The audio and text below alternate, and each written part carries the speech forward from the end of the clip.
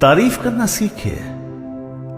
खाना अच्छा या बुरा नहीं होता, खाना अच्छा या बहुत अच्छा होता है। खाना तो खा लिया और रोज खाते हो, वो बनने में क्या क्या लगता है ये भी जानते हो। खाने में नमक ज्यादा है कह के मुंह सिकोड़ते हो, गरम तेल चूल्हे की तपन पहचानते हो।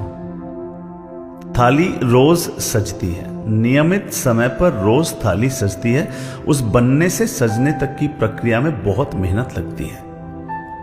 कमर की अकड़, सब्जी वाले को पकड़, उस आंच की तपन, वो कारीगर सी लगन, वो स्वाद लाने के हजारों जतन, बस खाके आपका खिल उठे मन, इस इच्छा से रोज थाली सजती है।